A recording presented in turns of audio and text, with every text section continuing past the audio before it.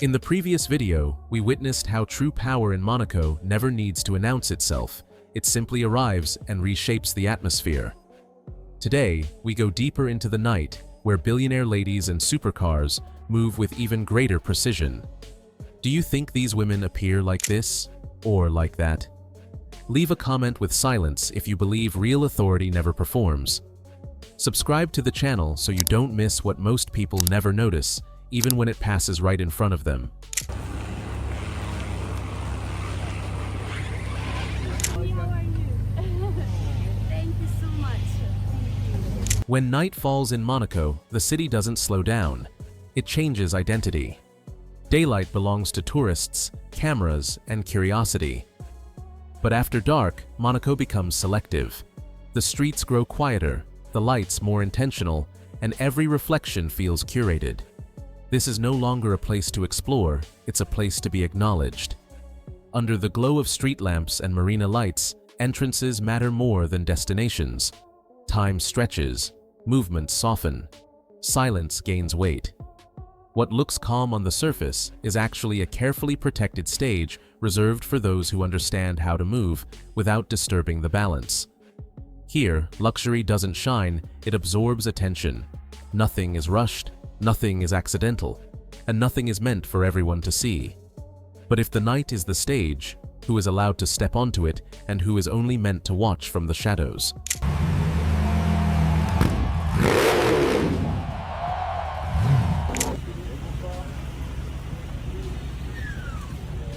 The most revealing detail in Monaco is not what arrives, but how slowly it does.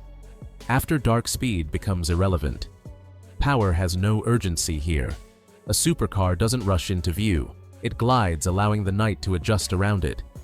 Headlights soften against stone facades. Engines speak in low tones, never demanding attention, only receiving it. This is intentional restraint. In Monaco, haste suggests desire. Calm suggests control. Billionaire ladies understand this better than anyone. Their arrivals are measured almost ceremonial. Doors open without drama. Heels touch pavement without echo. Every second feels stretched, as if the city itself pauses to acknowledge their presence. Nothing about these moments is spontaneous. The timing, the pace, even the brief stillness before movement resumes, all of it signals confidence. To rush would be to compete. And those who truly belong here never compete.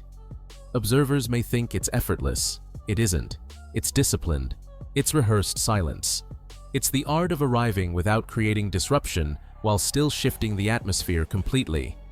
And if arrival alone can command this much control, what happens after the engine goes quiet and the real interactions begin?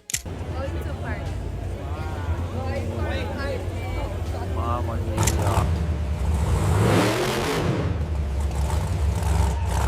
Once the engine falls silent, something far more powerful takes its place: presence.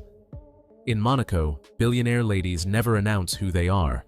They allow posture, pacing, and stillness to speak before any word is exchanged. A brief pause beside the car, a controlled turn of the shoulders, a gaze that doesn't scan the room because it already knows where it belongs. Their movements are deliberate, almost architectural. Nothing is rushed, nothing is repeated. A handbag is adjusted once, then left untouched. A step is taken with intention, measured and final. These gestures are not habits, they are signals.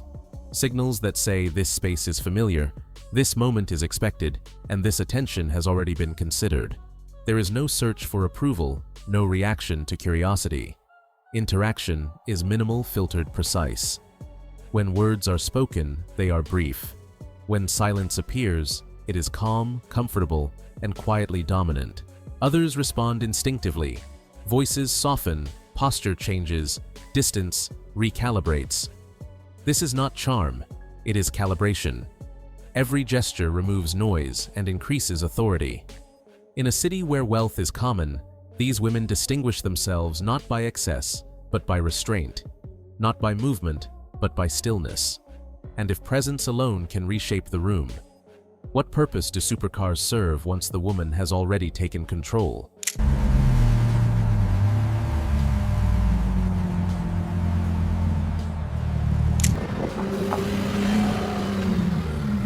If her presence commands the room, the supercar becomes something else entirely, a silent frame, never the subject. In Monaco, a Rolls-Royce Spectre, a Bentley Continental GT, or a Ferrari Roma is not selected to overpower the scene. Each is chosen to complete a composition already defined by her presence. The car stays slightly behind her, never leading. The engine settles. The lines wait in restraint. A Lamborghini Urus idles without aggression, confident enough to remain still. A Porsche 911 reflects the streetlights with quiet precision, controlled and deliberate. Even a Bugatti Chiron engineered for dominance submits to silence, because tonight authority has already stepped onto the pavement. Doors close softly. No alarms interrupt the moment. No revs demand attention. The supercar's role ends the instant she moves forward. It has delivered power to the curb and knows when to disappear. To linger would dilute the balance. To perform would betray intention. In this world, a supercar is not a declaration of wealth. It is a signal of alignment. Color, sound, proportion, every detail chosen to support presence, never compete with it. The car frames the woman, then fades into the background exactly as designed. So now I ask you, which supercar do you believe best represents silent power in Monaco? Leave your answer in the comments.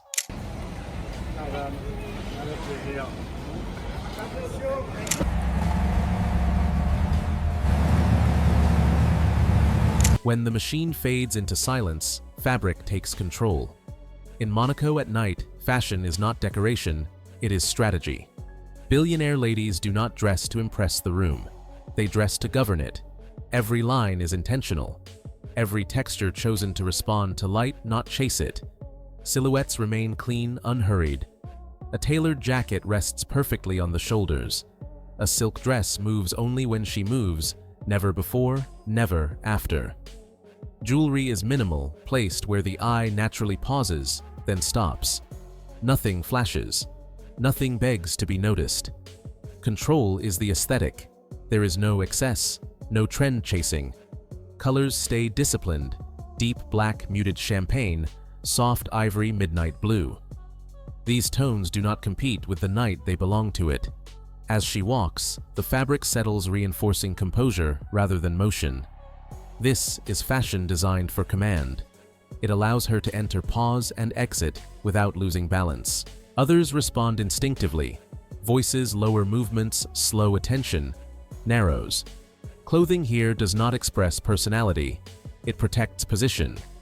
But if her appearance already dictates the rhythm of the room, how does she maintain distance without ever appearing distant?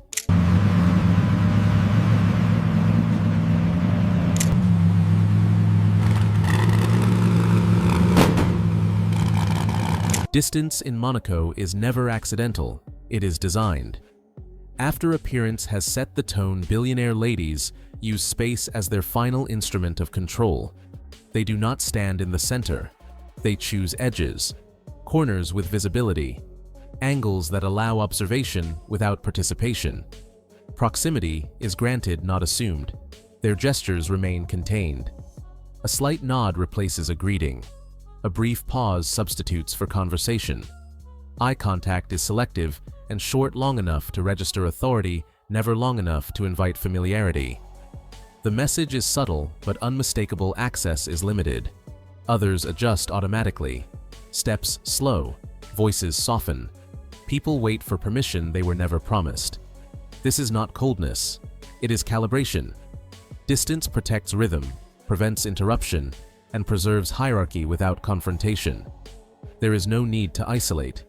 Presence alone establishes the boundary.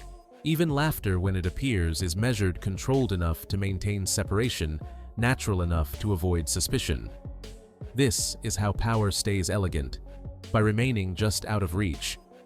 But if distance itself becomes a signal, what kind of city understands this language well enough to allow it to exist?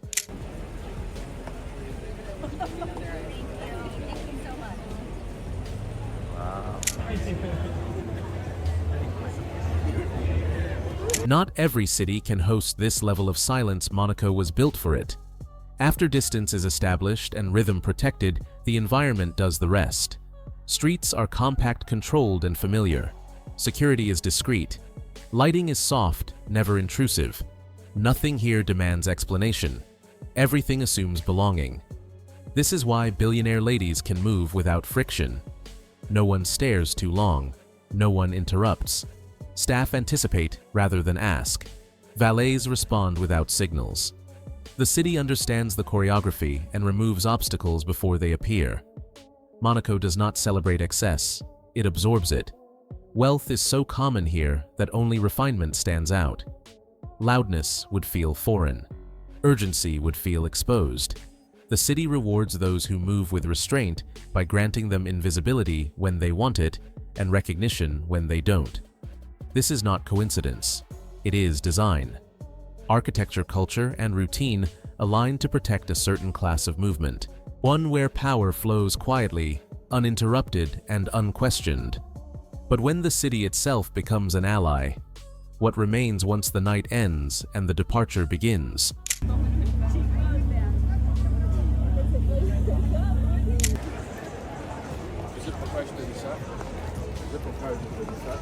As night fades in Monaco, what remains is not noise, speed, or spectacle, but control.